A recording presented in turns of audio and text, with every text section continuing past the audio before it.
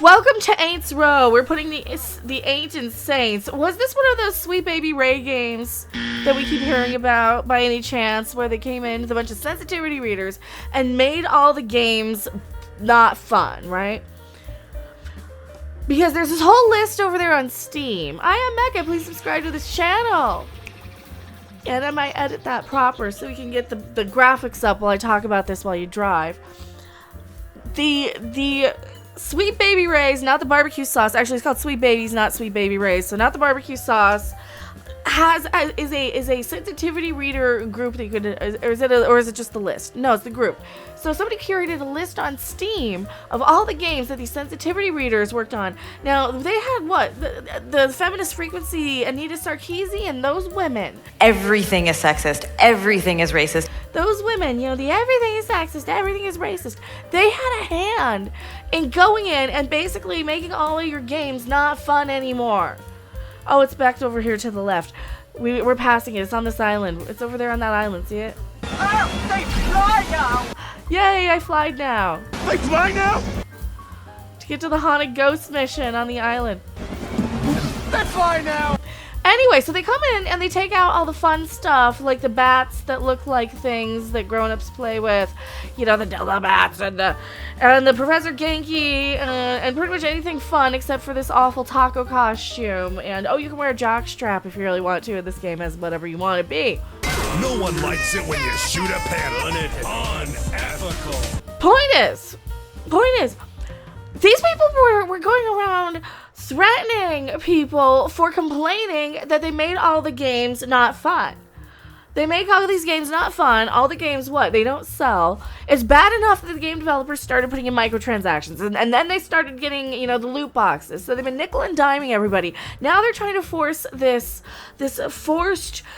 Not offending anybody, making sure that's representation, making sure it's a non-offensive, making sure it's social justice, making sure it's real life, present day, and then they drag you into this politicized left versus right fight, which I don't think is even the worst part of it. Because in my opinion, I think the left and the right are kind of just two people yelling about the same things from 20 years ago.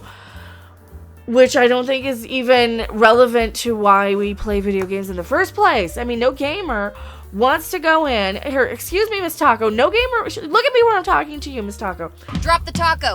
No gamer wants to be preached to. You want to go in and have an escapist thing, unless you're going in specifically for a game to be like, I want to learn about this, and this has a great story telling me this specifically.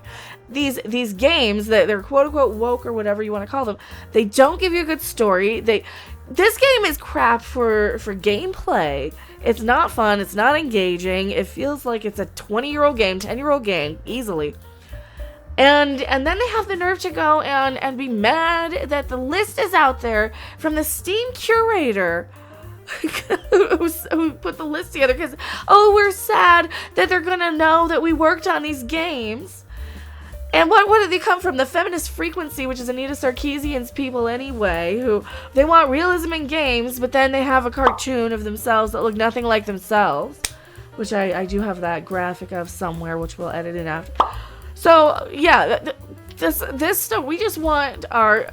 As you saw with the Sydney Sweeney Saturday Night Live thing, we just want the fun back. They're getting so desperate, they gotta put the jiggle back in things. You know, they gotta put these back. They're putting the girls back on display. We're getting desperate here. We gotta put the girls on display. The entertainment industry is. Look at Sydney Sweeney on Saturday Night Live.